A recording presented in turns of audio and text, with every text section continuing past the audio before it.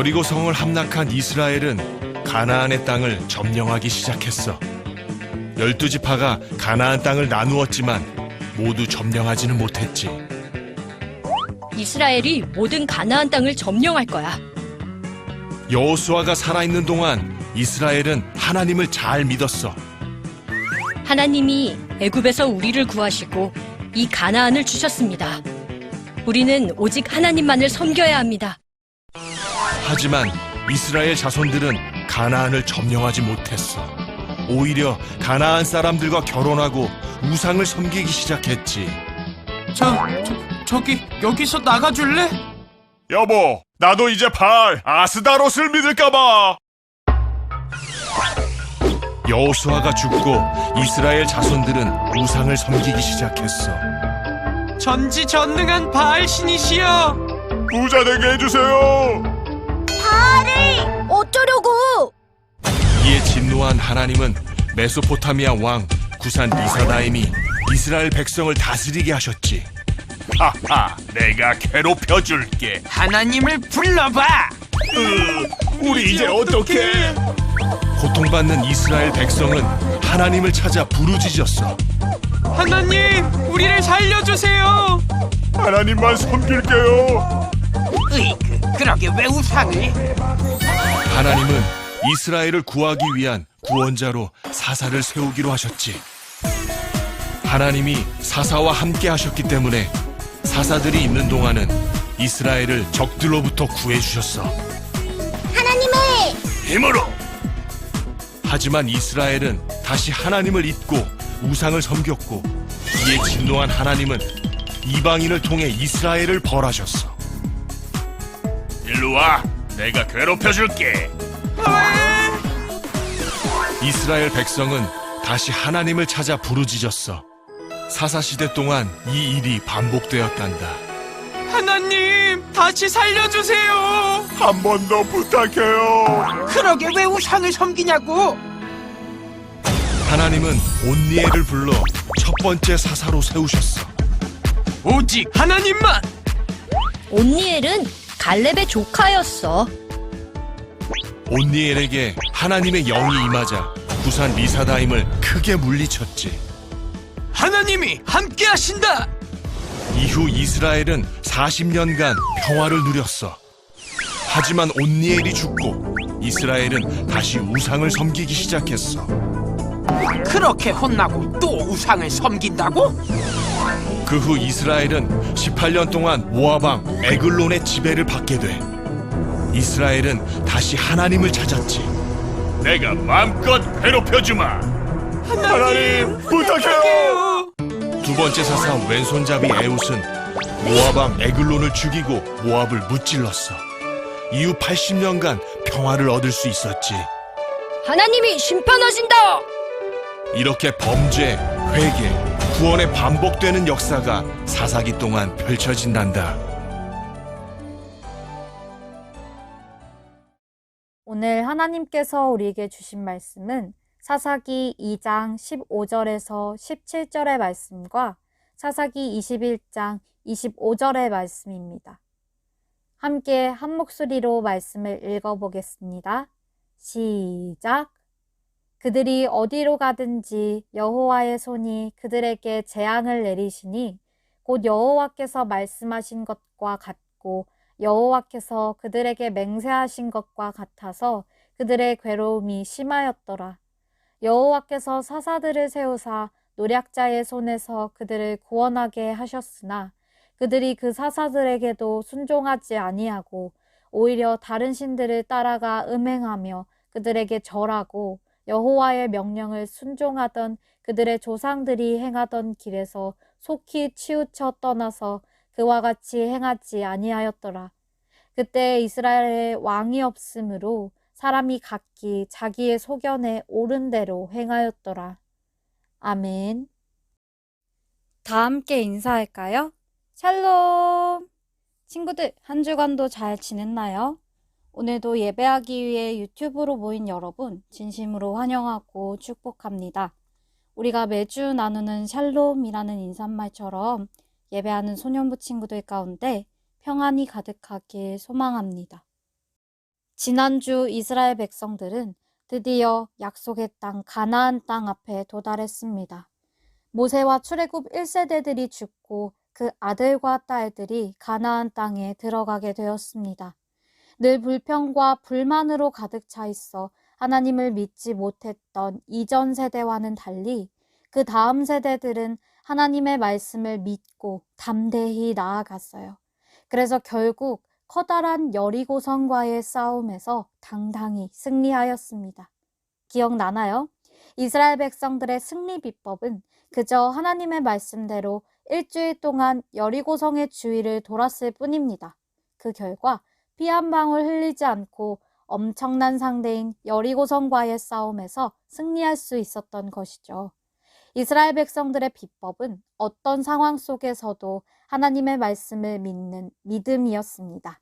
그렇게 백성들이 가나안 땅에 들어와 생활하기 시작했습니다. 그러나 시간이 지나고 또다시 백성들은 무엇인가를 잊어버렸고 이렇게 울고 있네요. 백성들에게 뭔가 다급한 일이 생긴 것 같아요. 과연 백성들은 무엇을 잊어버린 것일까요? 그리고 가나안 땅에 도착한 백성들에게 대체 어떤 일이 일어난 것일까요? 오늘 말씀을 통해서 함께 살펴보도록 하겠습니다. 여러분 혹시 가장 기억력이 좋은 동물이 누구인지 알고 있나요?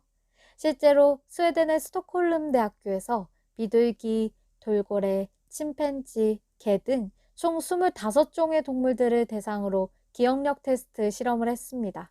그 결과 총 5명의 동물들이 순위에 올랐는데요. 놀랍게도 가장 기억력이 좋은 동물로 까마귀가 1등으로 뽑혔다고 합니다. 우리나라에서는 건망증이 심한 사람에게 까마귀 고기를 먹었냐? 라고 하는데요. 그래서 까마귀를 머리가 나쁜 동물로 아는 분들이 많습니다. 그러나 실제로 까마귀는 까치, 앵무새와 함께 새 중에서 최상위권의 지능을 가지고 있다고 합니다. 까마귀는 작년에 숨겨놓은 식량을 다음 해에 찾아 먹을 수 있을 정도로 놀라운 기억력을 보여준다고 하는데요. 훈련받은 까마귀의 지능은 6에서 7세 아이의 지능과 비슷하다고 합니다.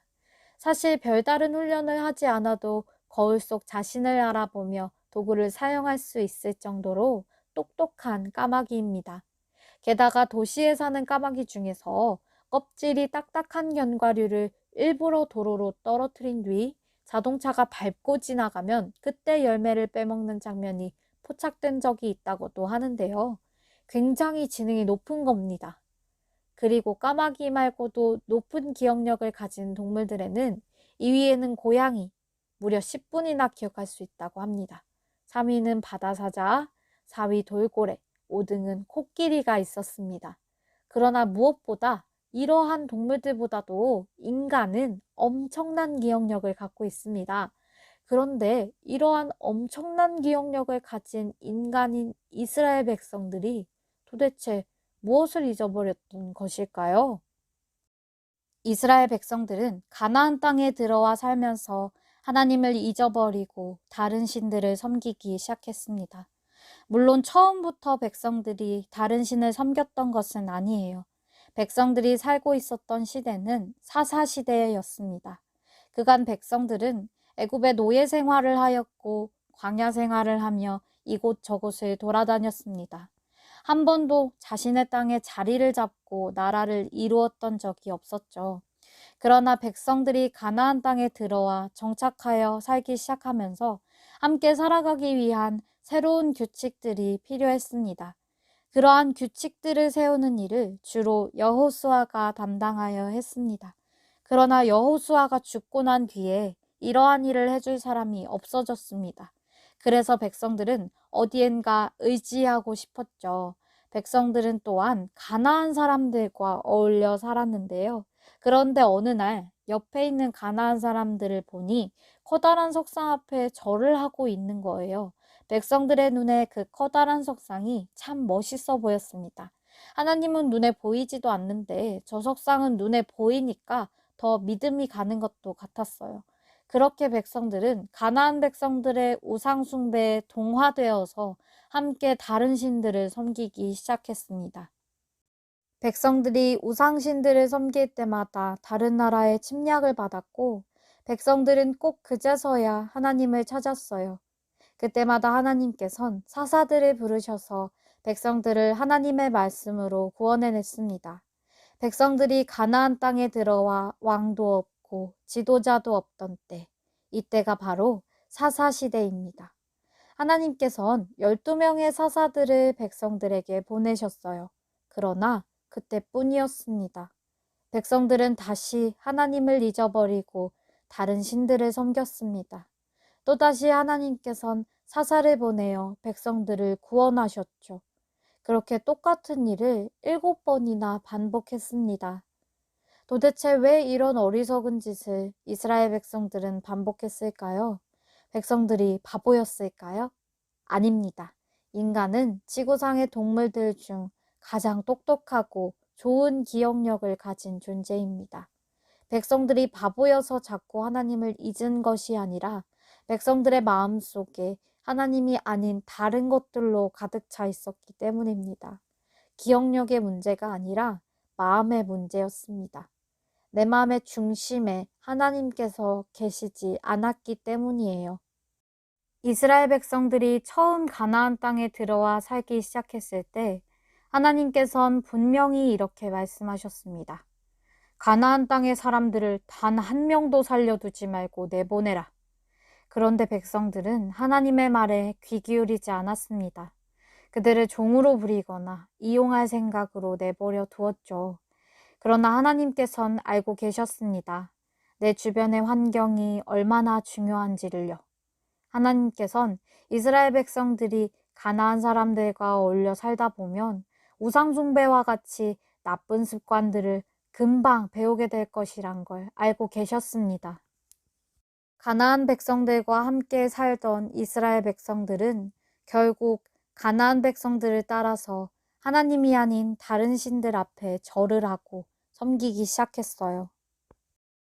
요즘 들어 제가 느끼기 시작한 것들이 있어요. 사람이 먹는 것과 자는 것, 주변 환경들이 얼마나 중요한지를요. 내가 먹는 것이 나를 만드는 겁니다. 내가 무엇을 먹는지에 따라 건강한 몸이 될 수도 있고 아픈 몸이 될 수도 있습니다. 또한 주변의 환경들이 나를 바꾸기도 합니다. 사랑하는 소년부 친구들, 나를 유혹하는 것들이 있다면 과감히 치워버리시길 바랍니다. 내가 나쁜 습관, 하나님께서 기뻐하시지 않는 습관을 갖고 있다면 나의 주변을 살펴보세요. 나에게도 이스라엘 백성들을 유혹했던 가나안 백성들이 있나요? 그 자리를 벗어나시기 바랍니다. 하나님께서 기뻐하시지 않는 그 습관에서, 그 길에서 반드시 빠르게 벗어나는 소년부 친구들이 되시길 바랍니다. 사랑하는 소년부 친구들, 우리는 연약한 존재입니다. 우리는 매일 뭘 먹어야 살 수 있습니다. 우리가 먹는 것이 너무나 중요합니다. 그런데 우리가 먹는 음식만 중요한 것이 아니라 우리가 하나님의 말씀을 먹는 것이 중요합니다. 사랑하는 소년부 친구들, 우리는 영적인 존재입니다. 음식을 많이 먹는다고 해서 우리를 온전히 채울 수 없습니다. 우리는 하나님께서 주시는 하나님의 말씀과 하나님의 양식을 먹어야 합니다. 사랑하는 소년부 친구들, 우리는 잊지 말아야 합니다. 우리는 하나님의 사람들입니다. 우리는 하나님의 말씀을 먹고 사는 사람들입니다. 우리는 이스라엘 백성들처럼 쉽게 하나님을 잊지 맙시다.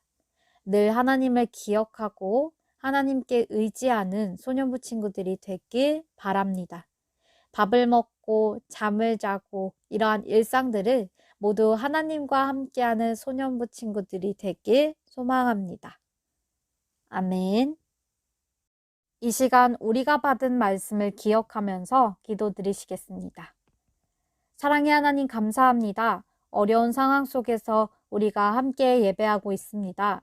우리 친구들 세상 밖으로 나가서 각자의 자리에서 각자의 꽃을 피우고 있습니다. 하나님께서 모두 보시고 기억하시고 함께 하시는 줄 믿습니다. 함께하는 소년부 친구들, 선생님들 모두 기억하시고 축복하시길 원합니다. 오늘 말씀을 통해서 계속해서 하나님의 말씀을 잊어버리고 다른 신들을 섬겼던 사사시대의 백성들을 보았습니다. 우리는 이를 반면교사로 삼아 모든 삶 속에서 하나님을 기억하고 하나님과 함께 동행하는 삶을 살 수 있기를 바라고 다짐합니다. 한 주간의 삶도 함께 동행하실 줄 믿으며 예수님의 이름으로 기도드렸습니다. 아멘. 예수님께서 가르쳐 주신 기도인 주기도문으로 10월 3일 소년부 예배를 마치겠습니다.